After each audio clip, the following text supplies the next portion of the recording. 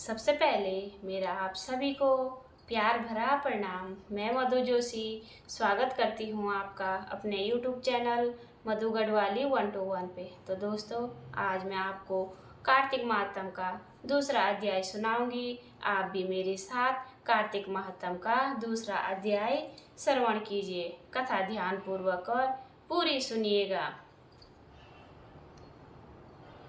सिमर चरण गुरुदेव के लिखूं शब्द अनूप, कृपा करे भगवान सतचित आनंद स्वरूप। भगवान श्री कृष्ण ने कहा, हे देवी गुणवती, अपने पिता व पति को राक्षस के द्वारा मारे जाने का समाचार सुनकर बड़ा विलाप करने लगी। हाँ नाथ, हाँ पिता, मुझको त्याग कर तुम कहाँ चले गए? मैं अकेली कन्या हूँ, तुम्हारे बिना अब मैं क्या करूँ? अब मेरे भोजन और वस्त्र आदि की व्यवस्था कौन करेगा?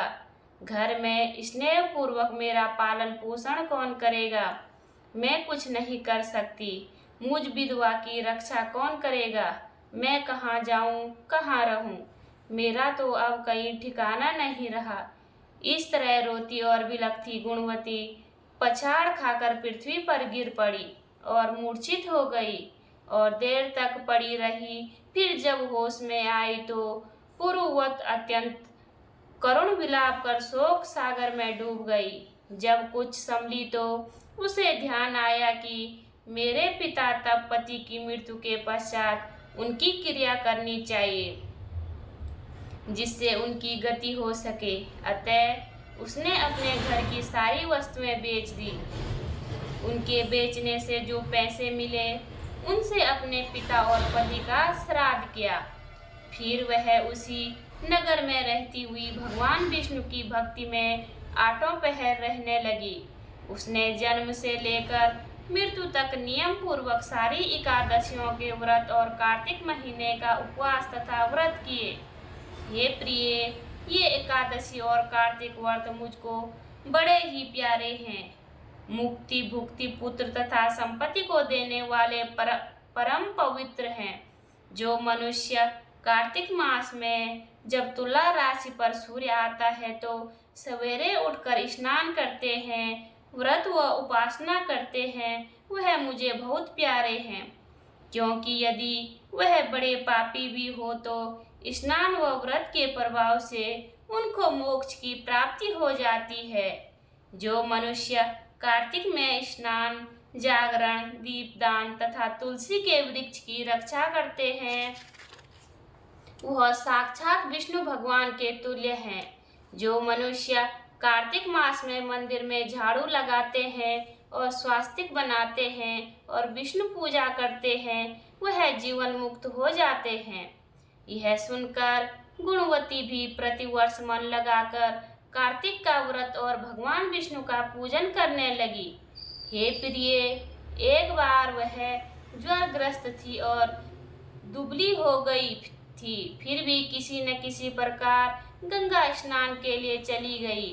गंगा तक पहुंची थी, किंतु शीत के मारे वह बुरी तरह से कांप रही थी। वह एकदम शिथिल हो गई थी। तब वह मेरे भगवान विष्णु के दूतों द्वारा मेरे धाम पे आई। उसके पश्चात ब्रह्मा आदि देवताओं की प्रार्थना पर जब मैंने कृष्ण का अवतार लिया तो उस समय मेरे गण भी मेरे साथ आए। वह सब इस पृथ्वी पर यादव बने हैं। तुम्हारे पिता जो पूर्व जन्म में देव शर्मा थे, इस समय सत्रजित हैं। पूर्व जन्म में चंद्र शर्मा को तुम्हारा पति था, वह डाकू है। और ये भामनी तू ही वह गुणवती है। यह कार्तिक व्रत का ही प्रताप है जिससे कि तू मेरी अर्धांगिनी बनी है। पूर्व जन्म में तुमने मेरे मंदिर द्वारे पर तुलसी का पौधा लगाया था। वह इस समय मेरे महलों के आंगन में कल्प वृक्ष के रूप में खड़ा है। तुमने जो उस जन्म में दीप दान किया था, उसके कारण तुम्हारी देह सुंदर है, तुम्हारे शरीर में शोभा है और घर में साक्षात लक्ष्मी निवास करती है। तुमने तुमने पूर्व जन्म में अपने समस्त व्रतों का फल पति स्वरूप विष्णु को अर्पण कर दिया था। उसी के प्रभाव से तुम इस समय मेरी प्रिय भामिनी हुई हो। पूर्व जन्म में आजीवन तुमने जो नियम से कार्तिक मास का व्रत किया था, उसका यह प्रभाव है।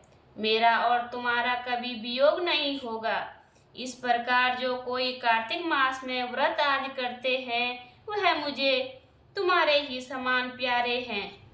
वह लोग जो कि दूसरे जप तप यज्ञ दान आदि करते हैं, कार्तिक मास में किए गए व्रत के समान उनका फल बहुत थोड़ा होता है। यानी कार्तिक मास के व्रतों का 16 भाग भी नहीं है। इस तरह से सत्यभामा भगवान श्री कृष्णचंद्र की महाराज से अपने पूर्व जन्म के पुण्य का प्रभाव सुनकर अति प्रसन्न हुई। बोलिए विष्णु भगवान की।